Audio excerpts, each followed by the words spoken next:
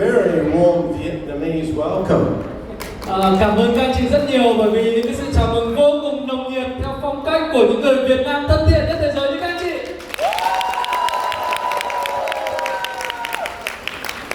I'm very excited to be here today, and I just want to say, while I was sitting there listening to the talks today, how lucky all you people are here. Và tôi vô cùng hào hứng và có lẽ là xin mời các anh chị có thể là ổn định chỗ ngồi được không ạ? Xin mời các anh chị ổn định chỗ ngồi vì chúng ta sẽ còn những người ngồi sau đang quan sát.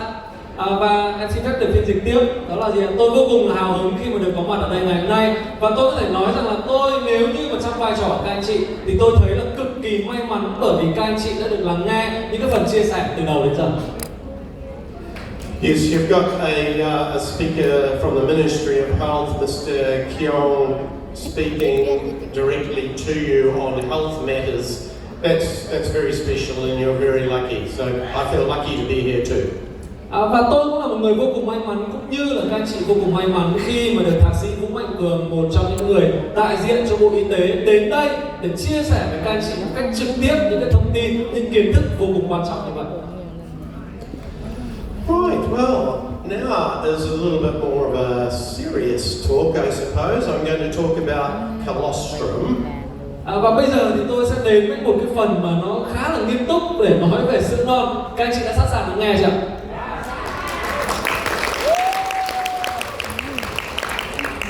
First of all, hands up everybody who took their colostrum this morning. Và các chị có thể giơ tay lên nếu như mà các chị đã uống sữa non sáng ngày hôm nay đúng không ạ? I think every hand in the room went up. Very good. Và tôi nghĩ rằng là tất cả mọi người trong khán phòng đã giơ tay và đó là một điều vô cùng tuyệt vời. Okay, so first of all, this first slide is a world view of colostrum consumption in the main markets for colostrum in the world. Và đây là một cái bức tranh về tất cả những thị trường sữa non trên thế giới, về cái mức độ tiêu dùng của những cái sản phẩm sữa non trên thế giới để các anh chị có thể nhìn thấy.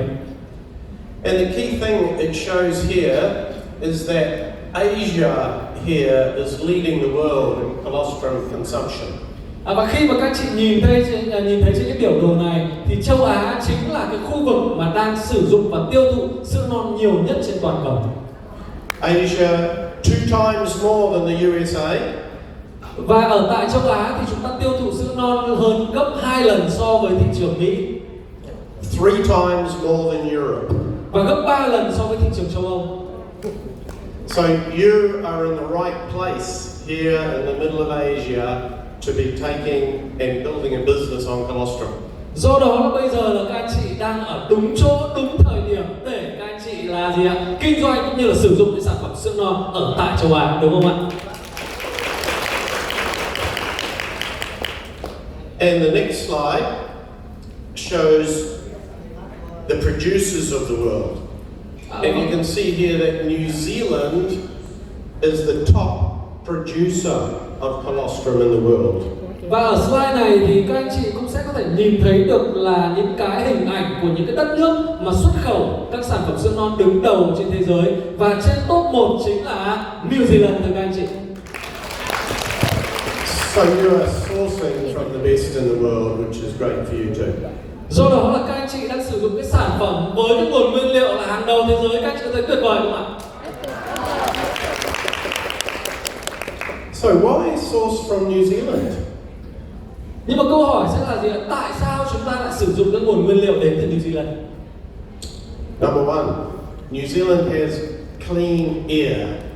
Và cái yếu tố đầu tiên đó là gì? New Zealand có một cái không khí, một cái môi trường vô cùng trong sạch. Clean water. Có một cái nguồn nước vô cùng trong lành. Green grass. Và có những cái cánh đồng cỏ xanh ngát bất tận. Lots of green grass. Và chắc chắn rồi rất nhiều những cánh đồng cỏ xanh ngát bất tận ngút trời như vậy. Plus New Zealand products have evidence-based claims for their health. So scientific evidence for the claims is important in New Zealand. Và đặc biệt là ở tại New Zealand thì với bất cứ những cái sản phẩm nào được sáng chế, được xuất khẩu thì nó đều cần phải có những cái nghiên cứu khoa học để chứng minh được cái là gì ạ, cái công dụng của sản phẩm đó. Do đó những sản phẩm ở tại New Zealand là những sản phẩm mà có bằng chứng sử dụng và bằng chứng khoa học vô cùng rõ ràng. So, a few more statistics about production of colostrum. New Zealand is the 8th largest milk producing country in the world, with 3% of global production. Và ở đây thì chúng ta sẽ có thêm một số những thông tin khác, đó là New Zealand là cái quốc gia mà sản xuất sữa lớn thứ 8 ở trên thế giới, và sản lượng ở tại New Zealand thì chiếm 3% toàn cầu. 3% of production, but 30% of global dairy exports, which is because most other producers don't export, they consume it within their own country. Và khi mà New Zealand đạt 3% cái sản lượng sữa toàn cầu, nhưng New Zealand lại chiếm đến hơn 30% cái sản lượng sữa mà được xuất khẩu đi ở trên toàn thế giới. Và điều này có thể hiểu được rằng là rất nhiều những cái đất nước họ cũng có thể, nhưng họ có thể sử dụng ở bên trong đất nước của họ, hoặc là nó không đủ cái tiêu chuẩn xuất khẩu lớn như New Zealand. Và New Zealand thì chiếm đến 30% cái sản lượng xuất khẩu trên toàn cầu. In New Zealand, we have about 5 million people and 4.5 million cows. Và ở tại New Zealand thì chúng tôi có một cái dân số vào khoảng 5 triệu người, nhưng mà cái dân số của bò thì cũng vào khoảng là 4,5 triệu con bò các anh chị.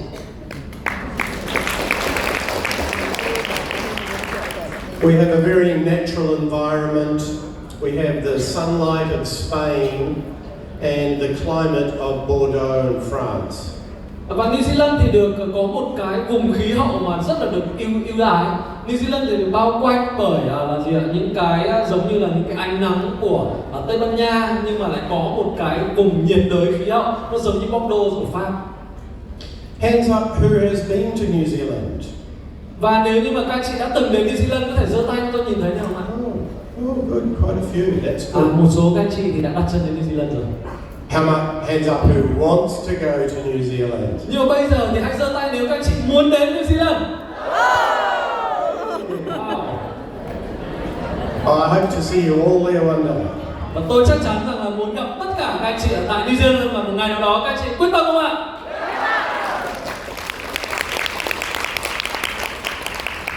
New Zealand has a seasonal dairy milking system. Và New Zealand thì đặc biệt là sử dụng một cái hệ thống theo mùa vụ để mà có thể đảm bảo được cái nguồn thức ăn. So the cows all graze outside in green pasture like this, free ranging. Và cái cách nuôi, cái cách chăn thả của New Zealand đó là gì? Tất cả những cái chú bò này sẽ được chăn thả một cách là gì? Thoải mái, đi trên những cái đồng cỏ này mà không trong cái môi trường nuôi nhốt. In a lot of other countries, the cows are fed on grain and are housed in sheds. Và với một số những cái đất nước khác ấy, thì cái là gì ạ? Cái đồng cỏ thì nó sẽ không có đủ cái là gì ạ? Cái độ ẩm hay là chất dinh dưỡng để có thể là giúp cho cái đàn bò mà đạt được cái tiêu chuẩn tốt nhất. But when the cows graze outside on the grass in the sunlight, the milk quality is better. Bởi vì tất cả chúng tôi thì đã có những cái nghiên cứu đó là gì? Khi mà những con bò nó được là gì? Thả đi, gọi là gì? Thong dong ăn cỏ trên những đồng cỏ và đón nhận những ánh nắng trực tiếp ấy, thì chất lượng sữa của nó sẽ tốt hơn rất nhiều. The milk and the colostrum has higher levels of omega-3, vitamin E, beta-carotene, and CLA, conjugated linoleic acid. Và những cái chỉ số mà trong sữa và sữa non của những cái chú bò mà đạt tiêu chuẩn như vậy ấy, thì nó sẽ có nhiều omega 3 hơn, có nhiều vitamin E hơn, có nhiều beta carotene hơn, và cũng như là những cái chất dinh dưỡng mà có ích khác. These are all essential nutrients for health, as you probably know. Và tất cả những cái mà chúng ta vừa liệt kê thì đều là những cái thành phần dinh dưỡng vô cùng quan trọng trong cuộc sống, trong cái sức khỏe con người của chúng ta, đúng không ạ? Now these are some of the famous New Zealand brands of colostrum. Và đây là cái hình ảnh của một số những cái thương hiệu sữa non nổi tiếng ở tại New Zealand. And of course, this one here is the best, right up in the top corner here. Và tôi có thể nói rằng là cái sản phẩm mà nằm trên cái góc trên cùng bên trái ấy, là cái sản phẩm tuyệt vời nhất, đồng ý với tôi không ạ? Sounds like you recognize that one. Có vẻ như là các anh chị cũng nhận ra người quen của mình trên này. Okay, bit of science now. So, what actually is colostrum? Vậy thì bây giờ chúng ta sẽ đến với một cái phần mà nó khoa học hơn một chút. Vậy thì sữa non thực sự là gì? So you can describe it to your family and friends as first milk. Và nếu như mà chúng ta nói một cách đơn giản nhất khi mà chúng ta miêu tả dành cho những người bạn của mình hoặc là gia đình của mình thì sữa non chính là cái sữa đầu tiên. It's the first milk produced by the mammary glands of all mammals straight after birth.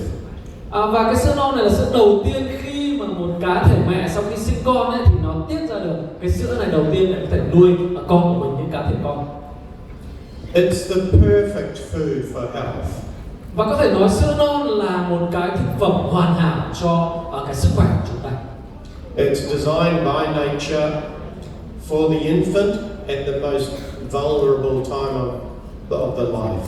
Bởi vì sữa non thì nó được tiết ra trong một cái giai đoạn rất là đặc biệt, trong một cái giai đoạn đau đớn nhất, khó khăn nhất của cá thể mẹ, và nó chính là một cái món quà của thiên nhiên. And cow's colostrum is sourced from only healthy cows. Và tất cả những cái con bò mà tạo ra những cái dòng sữa non như vậy thì đều là những cái con bò rất là khỏe mạnh. It's a rich source of antibodies, immunoglobulins like IgGs, growth factors, peptides, and bioactive carbohydrates. Và trong sữa non thì chứa một cái hàm lượng rất là quan trọng, đó là kháng thể, immunoglobulin, những cái là gì, những yếu tố tăng trưởng, peptide cũng như là một số những cái hoạt tính sinh học khác. And of course, cow's colostrum is also very important and effective for humans. Và có thể nói rằng là sữa non từ bò thì cũng có những cái tác động, cũng có những cái yếu tố mà rất là tốt cho sức khỏe của con người. We source colostrum from the first 24 hours after birth.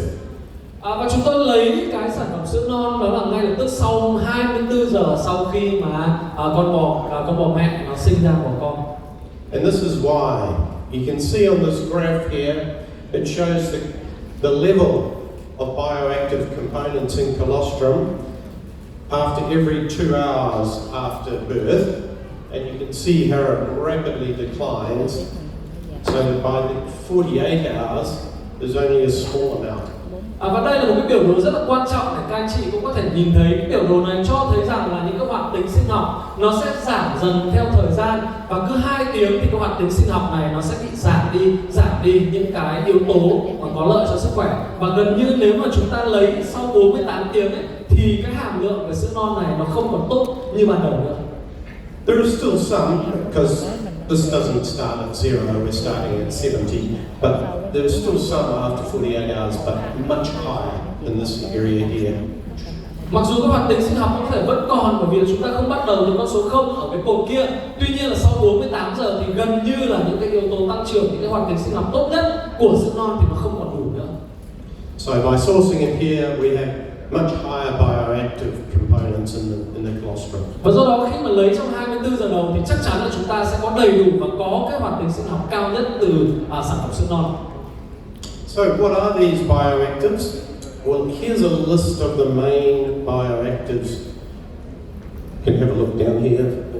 All of these ones here are present in colostrum. Và nếu mà chúng ta hay nói về hoạt tính sinh học thì đây trong cái biểu đồ này 5 cái gạch đầu dòng này chính là những cái hoạt tính sinh học mà quan trọng nhất có trong sữa non. Now I'm going to touch on each one of these and give you a little bit more information. Và hôm nay thì chúng ta sẽ nói kỹ hơn, chi tiết hơn về cả 5 cái yếu tố này. So at the top of the list, and most importantly, the one that you probably all know about is the immunoglobulins, which is IgG, and they are antibodies. Và cái yếu tố đầu tiên mà chắc hẳn là nhiều các anh chị biết đến nhất đó chính là cái yếu tố về kháng thể immunoglobulin, và được gọi là IgG, đúng không ạ? So antibodies give us immunity. They're the same way as a vaccine gives us immunity. Và có thể nói là kháng thể thì cũng giúp cung cấp và nâng cấp cái hệ miễn dịch của các anh chị, hỗ trợ hệ miễn dịch của các anh chị với cái vai trò tương đương giống như là chúng ta tiêm vaccine mà hỗ trợ hệ miễn dịch vậy. So what happens when the cow is grazing out in the pasture and it comes into contact with lots of bacteria and viruses in the grass and in the dirt, and these pathogens or these germs stimulate an immune response in the cow. Và nếu như mà chúng ta vẫn còn nhớ cái hình ảnh những cái chú bò mà thong dong được thả và đi ăn ở những cánh đồng cỏ ấy, thì khi mà nó đi ăn ở những cánh đồng cỏ đấy thì những cái yếu tố mà ví dụ như là virus này, vi khuẩn ở bên ngoài này, những cái yếu tố về bụi bẩn này, nó sẽ làm cho là gì, tăng thêm những cái yếu tố về tăng miễn dịch của bản thân con bò đó và giúp sản sinh ra những cái là gì, kháng thể có trong sữa bò là vì vậy. And so these antibodies then go into the milk, into the colostrum, and they are then stored ready for when the calf needs protection. Và sau đó thì tất cả những cái lượng kháng thể đó mà để giúp tăng cường cái miễn dịch đó thì nó được vào bên trong cơ thể con bò, được vào bên trong sữa non và được sản sinh ra khi mà con bò là gì ạ? Nó sinh con. We always make sure the calf gets what it needs before we then take the surplus, because the cow produces more than the calf needs. So we take the surplus and we produce our colostrum product from it. Và chúng tôi luôn đảm bảo rằng là tất cả những cái lượng sữa non mà một con bê con cần thì nó sẽ có đầy đủ. Bởi vì thông thường thì một con bò nó sẽ sản sinh ra cái lượng sữa non nhiều hơn cái nhu cầu của con bê con. Do đó chúng tôi sẽ lấy cái lượng dư ra khi mà con bê con nó không còn cần đến cái lượng đó nữa để chúng tôi có thể thu hoạch. And then when we consume that colostrum, we also get the same immune response and we get the protection from those antibodies, those immunoglobulins. Và điều đặc biệt là khi mà chúng ta sử dụng, khi mà chúng ta tiêu thụ những cái sản phẩm sữa non này vào cơ thể thì nó cũng sẽ giúp sản sinh và giúp cho chúng ta tăng cường được cái hệ miễn dịch của mình. Also in colostrum, apart from the immunoglobulins, are all of these growth factors. Và bên cạnh cái kháng thể đó thì ở bên trong sữa non thì còn có những cái yếu tố tăng trưởng nữa. There's insulin-like growth factor, which is a very important factor for protection against diabetes. Và các yếu tố tăng trưởng mà giống insulin này được có trong sữa non ấy, thì là một trong những cái yếu tố rất là quan trọng và đặc biệt là quan trọng với sức khỏe của những người mà bị bệnh đái tháo đường. There is transforming growth factor, epidermal growth factors for skin, and fibroblast growth factor. Và trong sữa non thì còn có những yếu tố tăng trưởng biểu bì, những yếu tố tăng trưởng nguyên bào sợi vân vân. As well as platelet-derived growth factor, which is for also immunity, for a blood response. Và bên cạnh đó thì có những yếu tố tăng trưởng mà có nguồn gốc từ tiểu cầu để có thể hỗ trợ cho cái việc là chúng ta sản sinh, hỗ trợ cho cái việc là máu ở bên trong cơ thể đấy. So, as well as growth factors, there's also a whole lot of enzymes in colostrum, and some of them are listed here. Vậy thì khi mà chúng ta đã nói xong về những yếu tố tăng trưởng mà có bên trong sữa non thì chúng ta sẽ nói đến những cái enzyme có ở trong sữa non. Lactoperoxidase, it's an enzyme that is antibacterial. Đầu tiên là cái enzyme lactoperoxidase, đây là một cái kháng khuẩn. Hands up if anyone's heard of lactoferrin. Và cái thứ hai, nếu như mà các anh chị đã từng nghe đến cái từ này thì các anh chị có thể giơ tay cho tôi thấy, đó là từ lactoferrin. Lactoferrin, yes, okay. It's a supplement on its own, actually. Lactoferrin is a milk protein for immunity, and it's useful for iron supplementation. But you have it in colostrum. You don't need another supplement because it's actually here in colostrum. Và với lactoferrin này thì nó đã có sẵn ở trong sữa non, và lactoferrin này là một yếu tố để giúp cho chúng ta điều hòa và hấp thu được cái khoáng chất, đó chính là sắt. In fact, there's 20 times more lactoferrin in colostrum than there is in milk. Và so với cả sữa thông thường ấy, thì sữa non thì có chứa lactoferrin cao gấp hơn 20 lần các anh chị. So it's important for iron absorption. Và đó là cái yếu tố rất là quan trọng trong việc là chúng ta có thể hấp thụ được một cái khoáng chất cần thiết cho cơ thể, đó là sắt. And so is transferrin.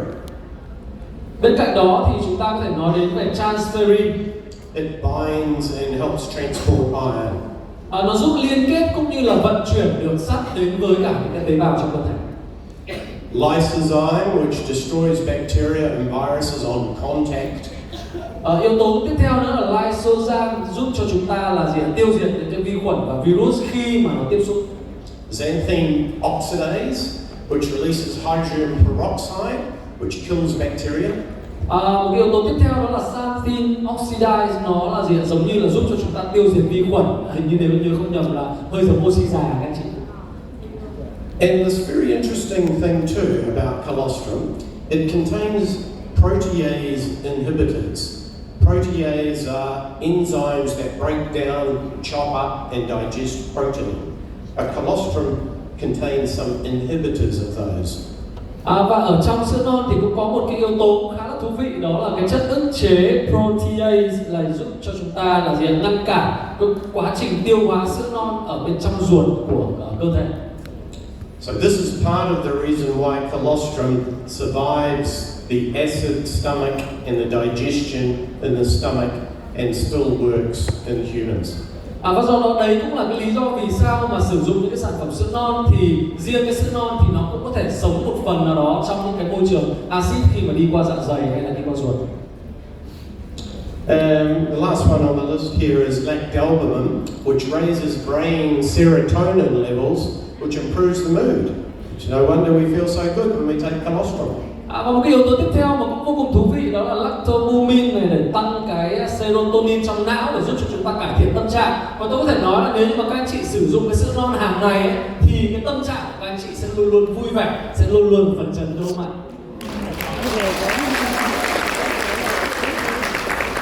Maybe that's why you're such a happy group here.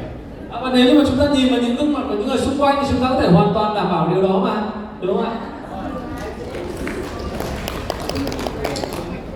Colostrum also contains cytokines. These are immune regulating chemical messengers that help the cell-to-cell communication in the body. Và bên cạnh đó thì sữa non cũng có chứa cytokine để giúp cho chúng ta đó là gì ạ? Nó giống như là giúp cho những cái tế bào nó có thể giao tiếp được với nhau. Cytokines boost T-cell activity and antibody production. Và cytokine này thì nó cũng tăng cường những hoạt động của tế bào T và sản xuất ra thêm những kháng thể trong cơ thể. The leukocytes stimulate production of interferon, which slows down viral reproduction. Cùng với đó thì trong sữa non cũng sẽ có chứa là gì ạ? Bạch cầu để giúp cho kích thích sản xuất những cái là gì? Interferon và làm chậm quá trình sinh sản của những cái virus vi khuẩn. And the lymphokines, these are antiviral chemicals. Một cái yếu tố nữa là lymphokine để giúp là như là một cái hóa chất để chống lại những cái virus và những cái tác nhân bên ngoài. And the interleukins they regulate the immune response. Và interleukin giúp cho chúng ta là gì ạ? Điều chỉnh cái thời gian cũng như là cái cường độ đáp ứng lại miễn dịch trong cơ thể. I'll just touch on this point a bit more because it's really important when you think about colostrum. Và bây giờ thì tôi sẽ nói sâu hơn một chút bởi vì là nó rất là quan trọng khi mà chúng ta nói đến được những cái là gì tầm quan trọng của sữa non. A lot of people think of colostrum as an immune booster. It's going to boost your immune system. Có rất nhiều người thì nghĩ đơn giản là gì sữa non giúp cho chúng ta tăng cường, giúp cho chúng ta ngay lập tức là gì đẩy mạnh tăng cường cái hệ miễn dịch của mình. But the problem is if the immune system gets overactive, then you also get a lot of autoimmune diseases. Nhưng mà có một cái điều đó là gì khi mà cái hệ miễn dịch của chúng ta giống như là nó tăng cường, nó giống như là hoạt động một cách quá đà thì nó cũng sẽ không tốt. But actually, colostrum has been shown to be helpful for people with autoimmune diseases. Colostrum has actually been shown to be helpful for people with autoimmune diseases. Rất là hữu hiệu với những bệnh nhân mà bị các bệnh về bên cạnh đó thì sữa non sẽ rất là hữu hiệu dành cho những cái người bệnh nhân mà gặp những cái vấn đề về gọi là bị bệnh về suy giảm hệ miễn dịch. It's a bit of a difficult concept to understand, but colostrum is an immune modulator. So it does boost immunity, but it also actually helps modulate the immune system. Chúng ta có thể hiểu rằng là sữa non thì nó không chỉ là đóng cái vai trò mà tăng cường cái hệ miễn dịch của chúng ta, mà nó tạm gọi là giống như là điều hòa được cái hệ miễn dịch của chúng ta nữa các anh chị. Yeah, modulate means regulates the immune system. Yeah. Okay, but wait, there's more in colostrum, right? There's a lot I've already talked about that's in colostrum, but there's also all of these vitamins and minerals. Nhưng mà chưa hết, bởi vì tất cả những gì chúng ta miêu tả vừa rồi với colostrum thì nó vẫn là với sữa non thì nó còn chưa đủ, bởi vì bên trong sữa non còn có những cái chất dinh dưỡng nữa. So colostrum is really powerful. It has all of these things in one complete healthy food. Và có thể nói là sữa non giống như là một cái sản phẩm toàn diện mà có thể là bao gồm tất cả những yếu tố cần thiết cho sức khỏe cơ thể con người. So in summary, colostrum is the most powerful, complete, natural, bioactive food that we will ever consume. Vậy thì tóm lại cái điều mà có thể chia sẻ với các anh chị là gì? Sữa non chính là một cái thực phẩm mạnh mẽ nhất này, hoàn hảo nhất và tự nhiên nhất, cũng như là có cái hoạt tính sinh học nhất so với tất cả các sản phẩm khác mà các anh chị có thể biết được. So what about the health benefits of colostrum? Vậy thì đâu sẽ là những cái lợi ích của sữa non? Well, there is a lot of scientific and clinical evidence for the benefits in all of these areas. Và tất cả những cái lợi ích của sữa non này thì đều có những cái nghiên cứu khoa học đã chứng minh được những cái lợi ích đó. So there's, I actually have a database of over 700 published papers on colostrum. Và tôi thì có một cái cơ sở dữ liệu khoảng hơn 700 những cái nghiên cứu khoa học về những cái lợi ích của sữa non. There's not time today to do all of those 700, but I'll just give you a snapshot of some of the key findings on key scientific papers. Và trong ngày hôm nay chắc chắn là tôi không thể nào nói với các anh chị tất cả những nghiên cứu khoa học đó, nhưng mà tôi có thể chia sẻ được những cái điểm nổi bật của những cái nghiên cứu khoa học này cho các anh chị về lợi ích của sữa non. So these are in the prevention of flus, influenza. Đầu tiên đó là cái lợi ích về việc là gì ạ? Phòng chống và ngăn ngừa cúm. The upper respiratory tract infections, so these are colds that children get. Và giảm tỷ lệ mắc phải những cái bệnh mà viêm nhiễm cái đường hô hấp trên mà các anh chị rất là dễ gặp phải, như là cảm cúm, cảm lạnh, vân vân. And at the other end of the alimentary canal, the gastrointestinal tract, diarrhea and colitis. Và một trong những cái nghiên cứu khoa học nữa thì cho thấy rằng là sữa non có tác dụng trong việc điều trị và phòng ngừa cái bệnh tiêu chảy nữa. And importantly, right in the middle of the gut, protection of the gastrointestinal lining of the gut liner. Và sữa non thì cũng có tác dụng trong cái việc là gì ạ? Tạo ra một cái lớp màng bọc ở trong cái khu vực đại tràng để giúp cho chúng ta điều trị được những cái yếu tố khi mà chúng ta bị bệnh viêm loét đại tràng nữa. I often get asked about the bioavailability of colostrum. Does it survive the stomach acid or does it get chopped up and digested? Và một trong những câu hỏi thường gặp nhất đó là sữa non thì liệu nó có thể tồn tại được thông qua cái axit dạ dày hay không?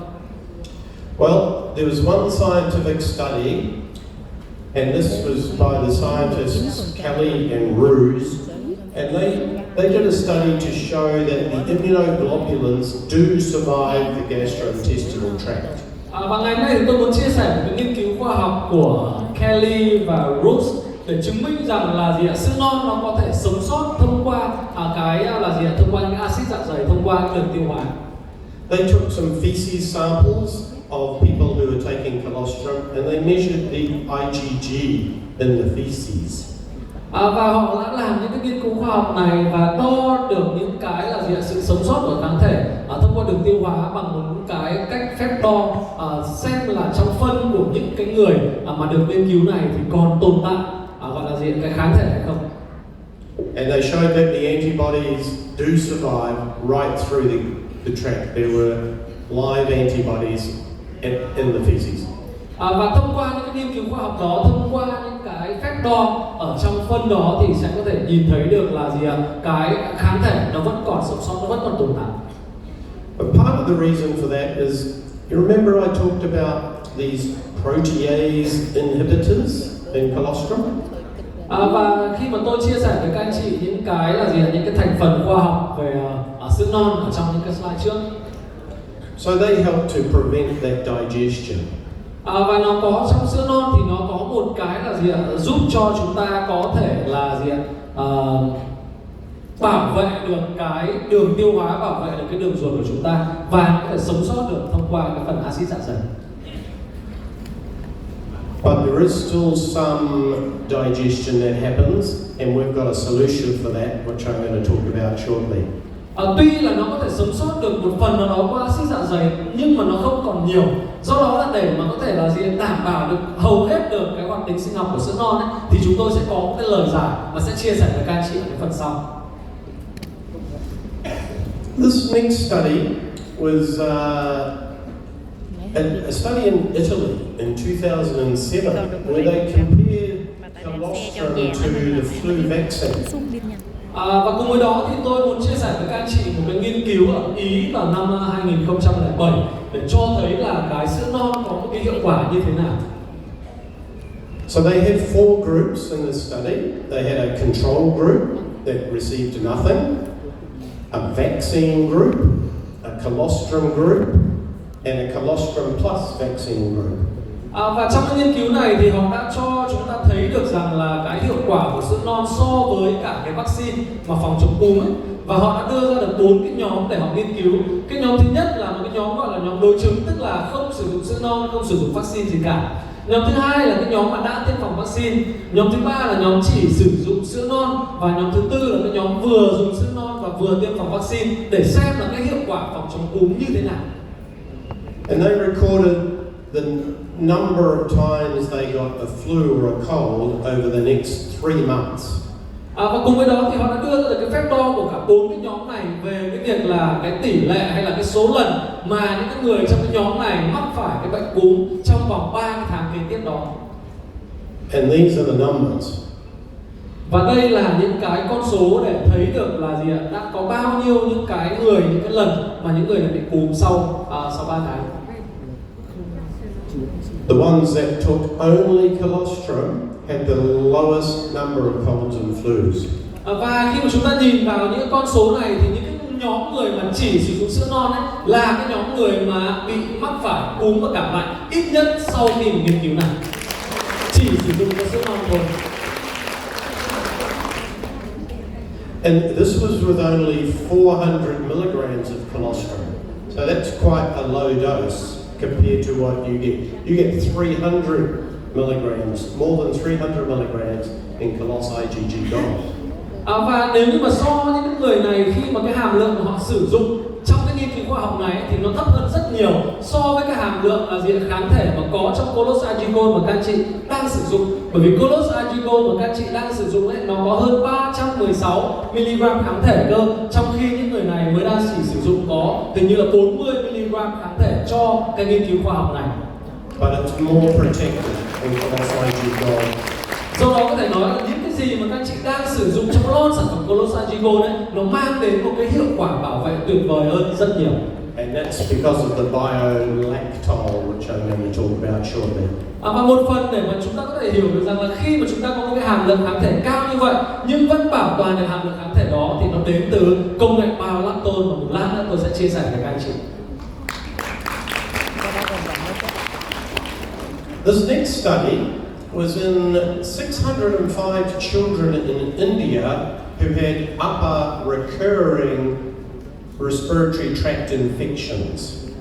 Và tiếp theo thì tôi muốn đến với một cái nghiên cứu khoa học, một cái nghiên cứu mà diễn ra với khoảng 605 đứa trẻ ở tại Ấn Độ, và 605 đứa trẻ này thì đều bị mắc cái bệnh của đường hô hấp trên lặp đi lặp lại nhiều lần. After just 3 months on colostrum, these infections in these children dropped by 91.2%. Và chỉ sau 3 tháng mà sử dụng sữa non thì cái tỷ lệ những cái đợt mà bị bệnh gọi là gì, viêm nhiễm cái đường hô hấp tuyến trên này thì giảm đi 91,2%.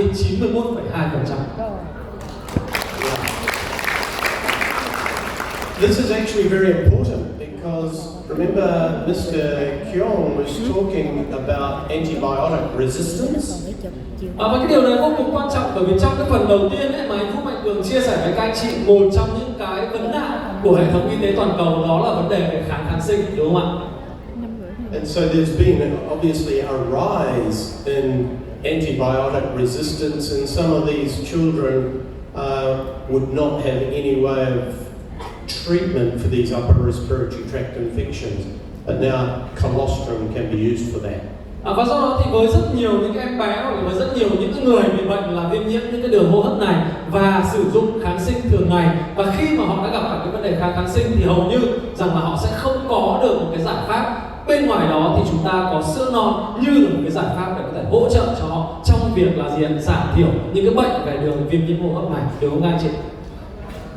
Now, does anyone know what is the number one killer of children in the world in developing countries?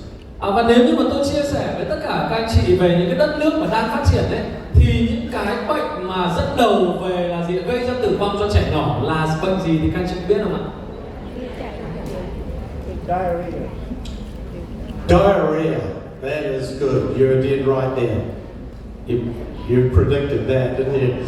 Và chắc chắn là các anh chị đã nhìn ở trên slide này thì là bệnh tiêu chảy chính là cái bệnh mà gây ra cái nguyên nhân gây tử vong ở trẻ em nhỏ hơn 5 tuổi nhiều nhất ở những cái nước đang phát triển. It's a major problem in places like Africa, where children, if they don't get good treatment for diarrhea because of poor quality water, they die before the age of 5. Và với rất nhiều những cái đất nước mà đang phát triển, ví dụ như là tại châu Phi, khi mà cái nguồn nước nó không được đảm bảo thì có rất nhiều trẻ em thì đã bị mắc bệnh tiêu chảy và đã bị tử vong. However, colostrum has come to the aid again, and in a study on diarrhea, colostrum was found to reduce diarrhea episodes by 86.6%. Và trong cái nghiên cứu khoa học này thì tôi muốn chia sẻ với các bạn một cái thông tin, đó là sữa non khi mà đã được tìm ra cái lợi ích trong việc là giảm thiểu cái bệnh tiêu chảy thì nó đã giúp cho, thông qua nghiên cứu khoa học này thì nó giúp giảm thiểu bệnh tiêu chảy lên đến 86,6%.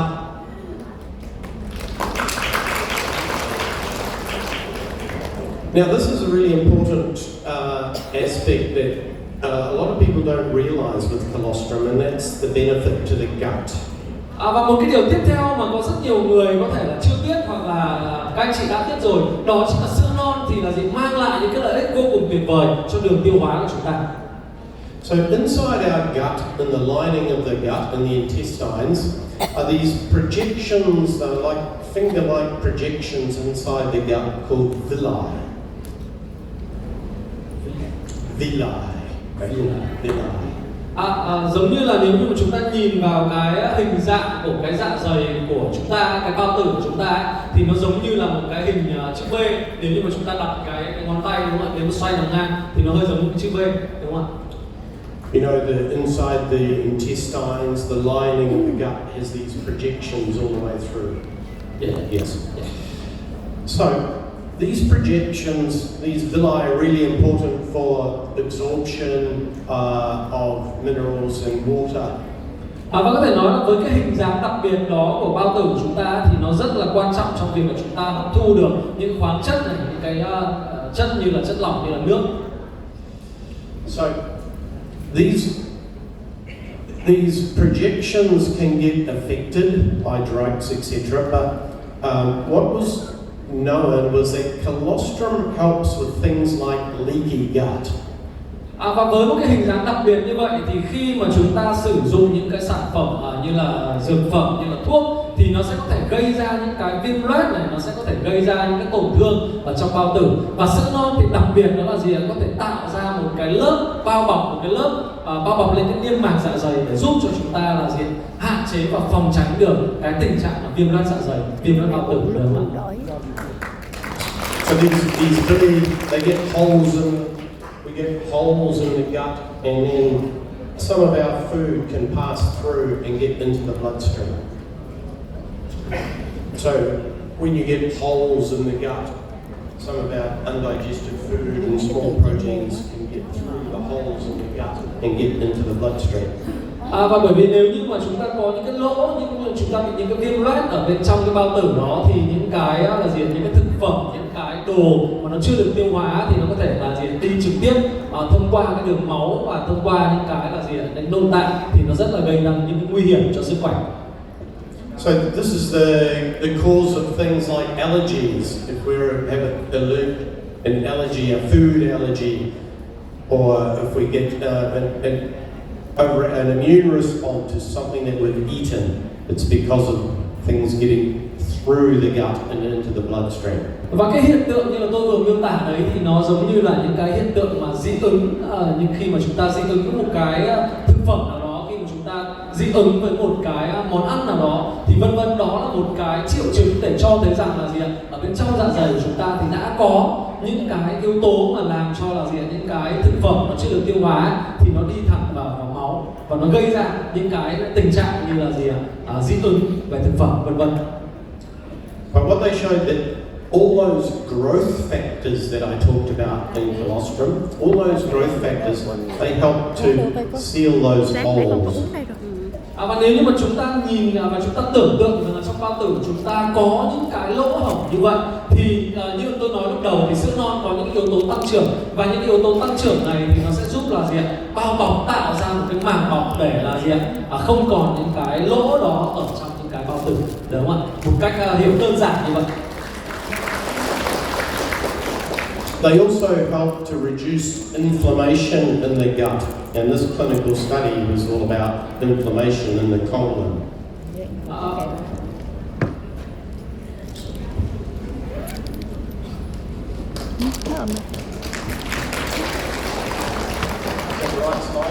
Ulcerative colitis. So yeah, there was 62.5% of the subjects in this study had reduced ulcerative colitis. Và khi mà sữa non được dùng kết hợp với cả thuốc ấy, thì những cái triệu chứng đã giảm đáng kể so với cả những cái đối tượng mà bị viêm loét đại tràng này, và đặc biệt là cái điểm gọi là gì, những cái nhóm sữa non này đã giúp cho họ cải thiện là đến khoảng 62,5% do những cái vấn đề mà là gì, khi mà những cái nhóm nghiên cứu họ bị viêm loét đại tràng họ tham gia vào nghiên cứu khoa học này. And this is the study I was talking about with the villi and the destruction of the villi. So this scientist here, Playford, this is a very famous publication by the scientist Playford. Và đây là một trong những nghiên cứu khoa học mà rất là gọi là được nhiều người biết đến từ tiến sĩ Playford. So what he did was he took photos of these villi before taking indomethacin, an anti-inflammatory drug. Và cái nghiên cứu này thì đã nghiên cứu ra những cái là gì, những cái tác động của những cái thuốc thông thường lên những cái biểu mô ruột. And the villi were all very healthy, big long projections like this. Và lúc đầu thì những cái là gì, những cái biểu mô ruột này thì nó còn khá là khỏe mạnh. And then when they took the non-steroidal anti-inflammatory drug, the NSAID, indomethacin, they all crinkled up and got broken and looked like this.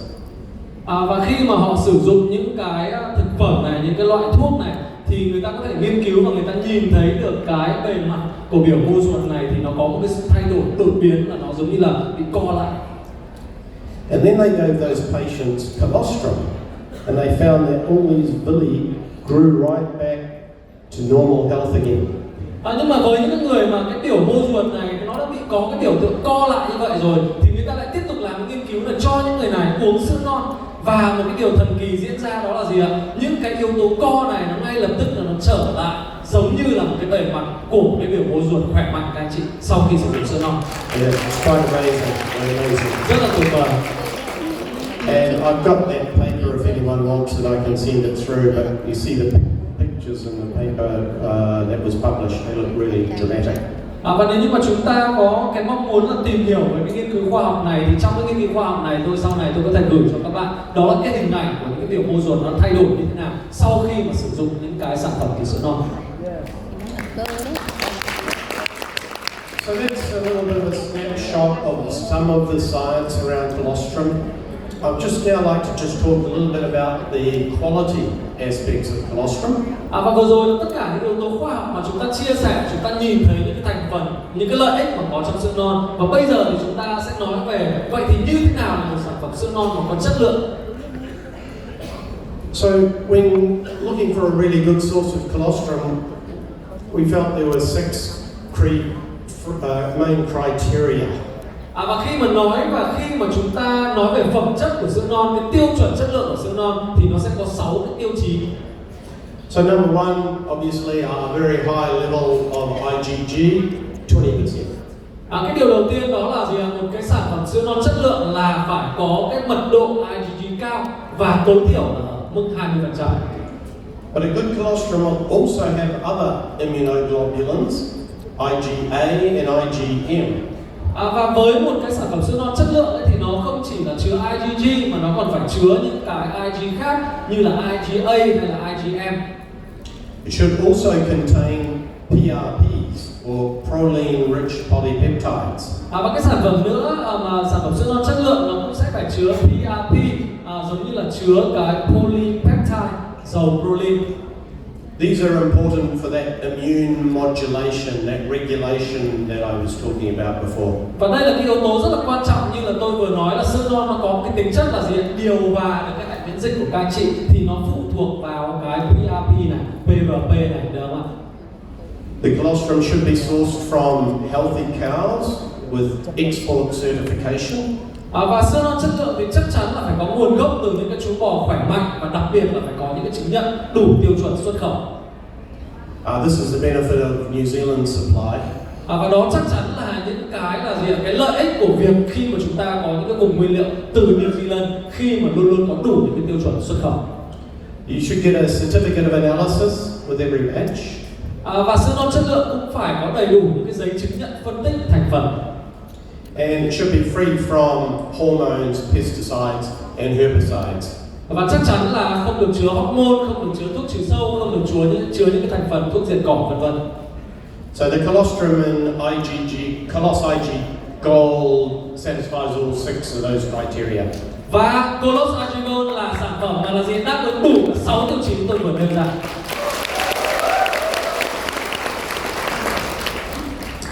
So a little bit of a touch on the future development pathways for colostrum, research and development. Vậy thì tôi sẽ tiếp tục nói với các anh chị về những cái là gì? Những cái nghiên cứu cho tương lai, những cái sự phát triển cho tương lai.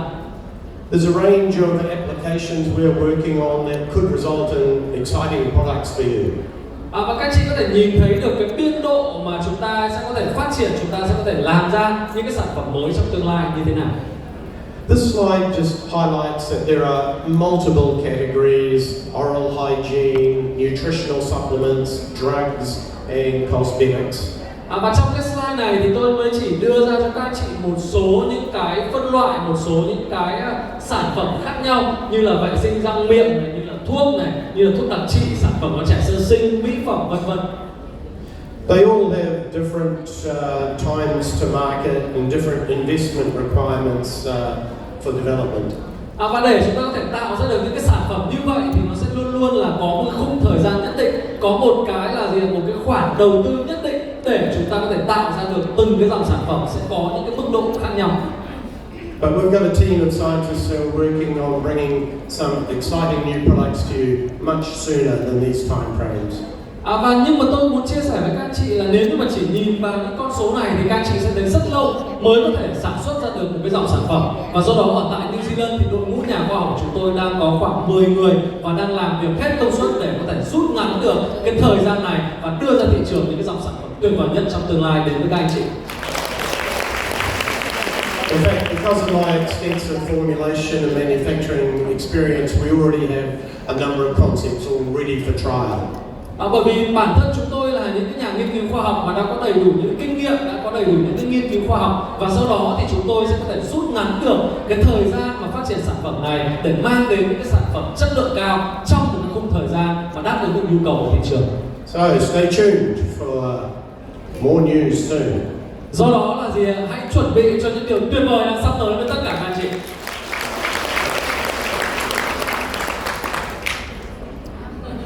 Can anyone tell me what this is? Và các anh chị nào biết được những cái hình thù ở trên cái cà vạt của tôi không ạ? Gene? DNA? Good, very good. Vâng, có rất nhiều các anh chị nói là mã gen, nói là gì là DNA đúng không ạ? Now the reason I'm talking to you about DNA is because one of the most exciting application areas in dietary supplements is this area of epigenetics.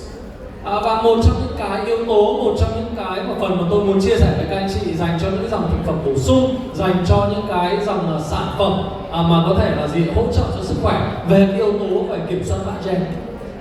So epigenetics, two words. Epi means on top of, and genetics is obviously the gene. Và chúng ta sẽ nói đến một cái cụm từ đó là epigenetics, và epigenetics này thì nó giống như là kiểm soát ở trên những cái mã gen trong cơ thể mình. Lắp về cái này làm sao So mà we giảm now được know that sitting on top of our genes are switches that can be turned on and off depending on triggers such as nutrients that we eat. con nhỏ Và nếu như mà chúng ta nhìn vào những cái chuỗi DNA, cái chuỗi mã gen ở trong cơ thể chúng ta ở trong hai đầu, thì chúng ta tưởng tượng rằng là nó sẽ luôn luôn có những công tắc để là có thể bật hoặc là tắt cái công tắc đó. Và để bật hay là tắt cái công tắc đó thì nó phụ thuộc vào chế độ dinh dưỡng mà các anh chị bổ sung vào cơ thể. cô mà dài dài cái là khó chịu. So, if you've ever known twins who have got the same genes, but one twin might be, say, obese, and the other twin is thin. Why is that? Và nếu như mà chúng ta hình dung rằng là gì ạ, có một cái cặp song sinh ra đời và có một cặp song sinh thì sẽ khỏe mạnh mà béo tốt, một cái cặp song sinh, một cái bé song sinh còn lại, một cái đứa bé còn lại ở trong cái cặp song sinh đó thì lại là gì ạ, không có đầy đủ cái dưỡng chất, gọi là bị gầy hơn một chút, thì lý do là vì sao? Bởi vì họ là một cặp song sinh. Tại sao khác biệt như vậy?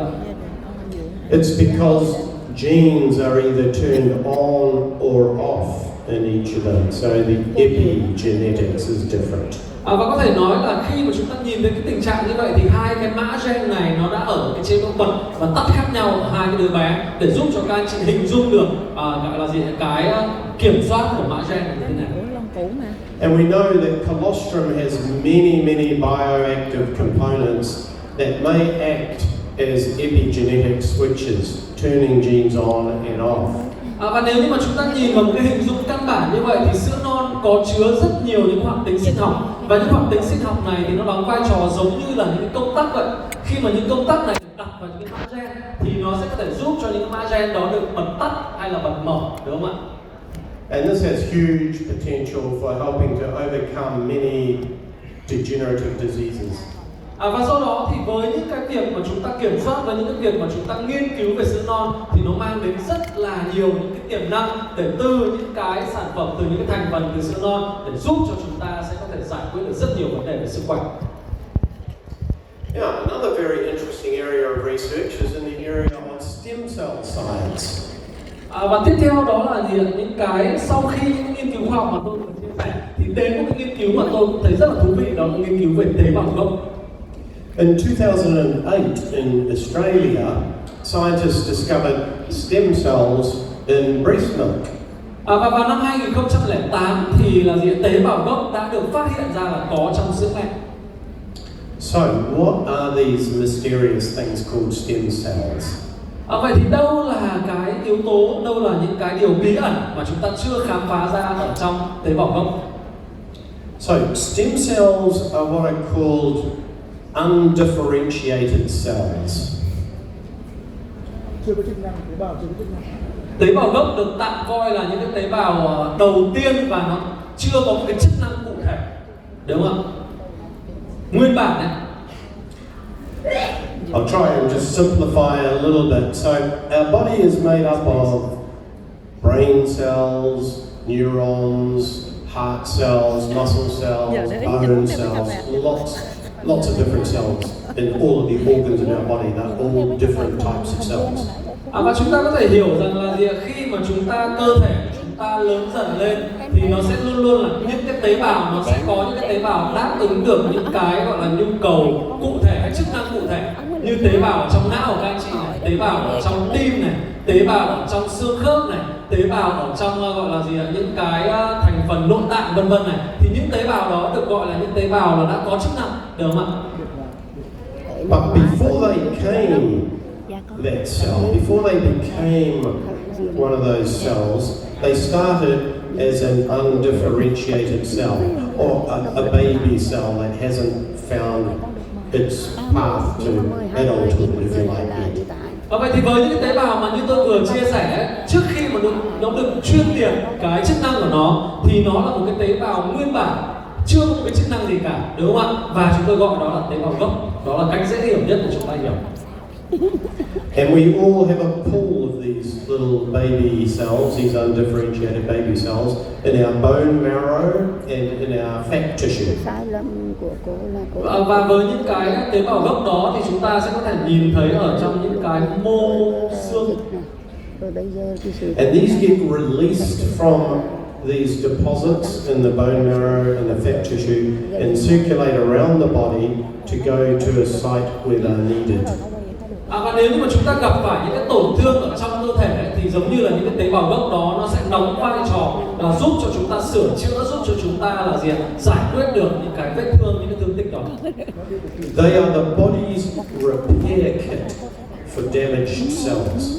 Và tế bào gốc này thì thường là chúng ta sẽ có ở trong cái là gì, là giống như là cái xương sống, tủy sống. So when you get an injury, say you get a cut on your hand, then you get an inflammatory response and the stem cells will go to that place. Và nếu như mà trong cơ thể của chúng ta có những thương tích, ví dụ như là tay của chúng ta bị mắc phải những cái vết cắt, chảy máu vân vân chẳng hạn, thì ngay lập tức là gì ạ, cái tế bào gốc nó sẽ có thể là gì ạ, giải quyết, hàn gắn được những cái vết thương như vậy. And when they get there, they'll become skin cells and start repairing the skin. Và tế bào gốc khi mà nó đến nó hàn gắn cái vết thương thì nó sẽ trở thành tế bào ở trên da tay của các anh chị, được chưa? Thì từ cái tế bào gốc khi mà nó đến để nó chữa trị những cái vết thương thì nó sẽ trở thành những cái tế bào biệt hóa. And it can be anywhere in the body. If you have a heart attack, you've got an injury to your heart, or if you've got a chemical attack to your liver or your kidneys or your joints. Anywhere there is an injury, stem cells will go there and heal that injury. Và những cái nghiên cứu tương tự cũng cho thấy rằng là gì, bất cứ nơi nào mà xảy ra những cái chấn thương, những thương tích, ví dụ như là các anh chị bị đau tim này, các anh chị bị gặp những cái vấn đề về gan này, các anh chị bị gặp những vấn đề về nội tạng, các anh chị gặp những vấn đề khác, thì ngay lập tức là tế bào gốc nó sẽ tới đó, cái vị trí mà chúng ta gặp thương tích để nó là gì ạ, có thể hàn gắn các cái thương tổn. This is how the body heals itself, and colostrum helps in that process of releasing the stem cells and healing the body. Và nếu như mà chúng ta nhìn là tế bào gốc có thể giúp cho chúng ta là gì, hàn gắn được những cái vết thương, thì nhìn rộng ra thì là gì, sữa non lại giúp cho chúng ta là có thể là gì, sản sinh, giúp cho chúng ta có thể nâng cao được cái chức năng của những tế bào gốc trong cơ thể của các anh chị. So, in conclusion, I'd like to just share this quote from a scientist, Dr. Uruakpa, who said this. Và để kết luận thì tôi muốn trích dẫn một cái nhà khoa học từ sữa non, đó là tiến sĩ Uruakpa. And these are these words that he published in a scientific paper. Và đây là một câu nói mà rất là nổi tiếng, đã được ông ấy đưa lên những nghiên cứu khoa học. What he said was, colostrum is an outstanding nutritional supplement. Và ông ấy nói rằng là sữa non là cái nguồn bổ sung dinh dưỡng vượt trội. A food that protects and promotes health. Là thực phẩm để giúp bảo vệ và tăng cường sức khỏe. And he said, it's not surprising then that biotechnology companies are scrambling to clone and reproduce large quantities of the main factors that are naturally present in colostrum. Do đó sẽ không có gì mà đáng ngạc nhiên khi mà những cái công ty công nghệ sinh học hàng đầu họ đang đua nhau tìm cách nhân bản này, tái tạo cái số lượng lớn những cái yếu tố tự nhiên giống như là có ở trong sữa non. And so here it is. your amazing new product, Colos IgGold. Vậy thì bây giờ chúng ta sẽ nói đến sản phẩm của chúng ta, Colos IgGold.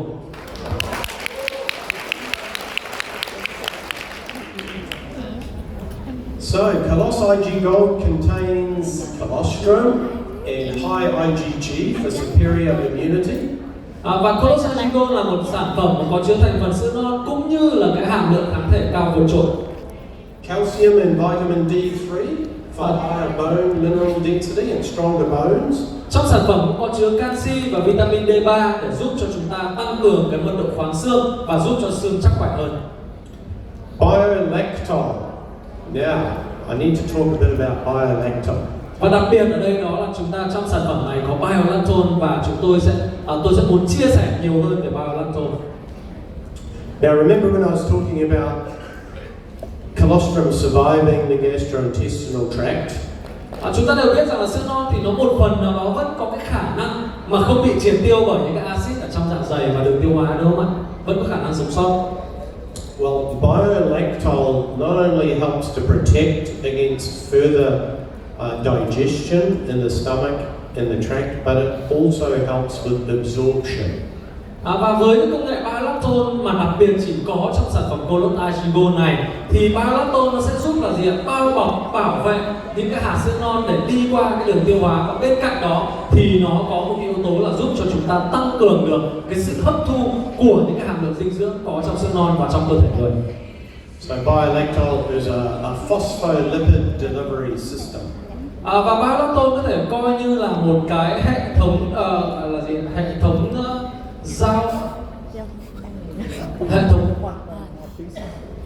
gọi là gì, một cái biolactol là giúp cho chúng ta bảo vệ được những cái hoạt tính sinh học mà có trong sữa non, đúng hơn, bởi vì những cái yếu tố từ phospholipid. Also in Colos IgGold, fiber and prebiotics for improved digestion and regularity. Và đặc biệt là trong Colos IgGold thì có chất xơ hòa tan cũng như là chất xơ. 8 billion probiotics per serve for better gut health. Và cùng với đó thì có 8 tỷ cái đơn vị lợi khuẩn để giúp cho chúng ta có một cái hệ tiêu hóa khỏe mạnh hơn. Lower added sugar, lower glycemic index, which is good for diabetics. Đây cũng là một cái sản phẩm có chỉ số đường huyết GI thấp và tốt cho an toàn dành cho những người mà bị bệnh tiểu đường. Okay, the next slide shows a few more details. So the colostrum, the IgG level is 316 milligrams per serve. Và khi mà nói đến Colos IgGold thì chúng ta đang nói đến cái hàm lượng kháng thể vào khoảng 316 mg kháng thể có trong một khẩu phần. So this is one of the highest IgG products in the market. Và nếu như so với những cái sản phẩm ở trên thị trường thì chúng ta có thể thấy đây là một sản phẩm có cái hàm lượng kháng thể thuộc dạng cao nhất. 2 grams of prebiotic soluble fiber. Đây là sản phẩm có chứa 2 gram chất xơ hòa tan và prebiotic kết hợp với cả những cái lợi khuẩn. The 8 billion probiotics, which are really repopulating the microbiome. Và những 8 tỷ lợi khuẩn này với cái men vi sinh giúp cho chúng ta đảm bảo cải thiện nhanh chóng và phục hồi được cái sức khỏe đường ruột. Only 2 grams of added sugar, 30% lower than other products. Và trong sản phẩm này thì chỉ chứa có 2 gram đường thôi, thấp hơn đến 30% so với các sản phẩm khác.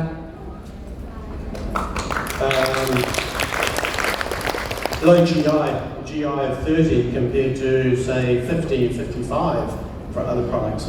Và đặc biệt ở đây một sản phẩm chỉ có chứa cái hàm lượng GI ở mức 30, thấp hơn rất nhiều so với những cái sản phẩm khác có hàm lượng GI vào khoảng 50 đến 55, và đây là một sản phẩm đặc biệt an toàn dành cho những người bị bệnh tiểu đường các anh chị. So we did a little survey of nutritional scientists and we asked them to rank these products in order of best to worst. Và chúng tôi có một cái nhóm chuyên gia dinh dưỡng, những cái nhà khoa học hàng đầu, và chúng tôi đã có những cái nghiên cứu để có thể đánh giá một cái sản phẩm là từ tốt nhất cho tới tệ nhất. And we had 4 categories: immunity, bone health, gut health, and diabetes. Và những tiêu chí đánh giá đó là gì? Sản phẩm đó có chăm sóc sức khỏe hệ miễn dịch tốt nhất hay không, chăm sóc sức khỏe xương khớp tốt nhất hay không, chăm sóc sức khỏe hệ tiêu hóa và sức khỏe cho người tiểu đường tốt nhất hay không. And these nutritional experts rated Colos IgGold as number 1 in every category. Và với tất cả những chuyên gia và những nhà khoa học hàng đầu đó thì tất cả đều đồng ý rằng Colos IgGold là sản phẩm số 1 ở tất cả mọi phân khúc mà chúng ta vừa nói tới.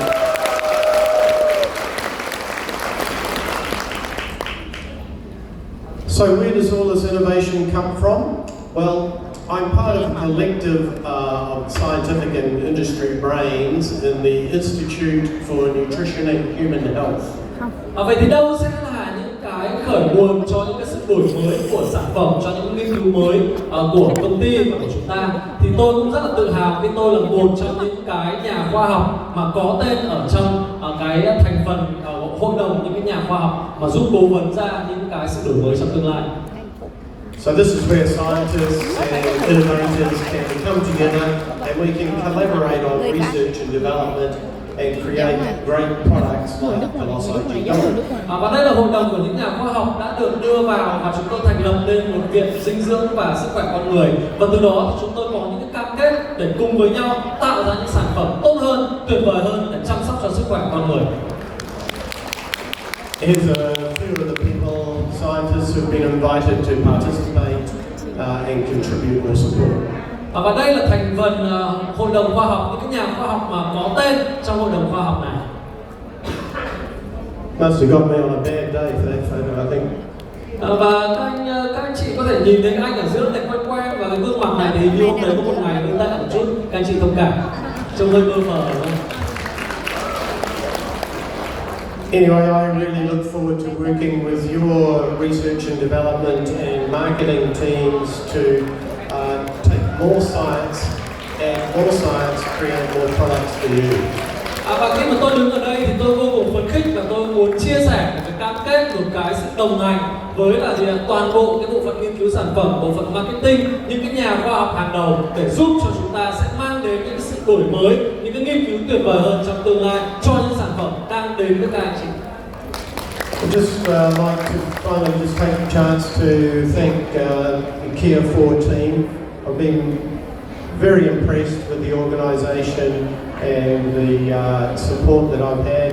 Particular thanks to Daisy for helping and sort of putting me through my journey in Vietnam, and I will look forward to being back another day. Thank you. Và tôi rất là cảm ơn những cái sự hỗ trợ đồng hành từ những bạn, những cái thành viên ở trong Nhà khoa học Việt Nam cũng như là sự có mặt của tất cả các anh chị ở đây. Và tôi hy vọng là một ngày gần nhất chúng ta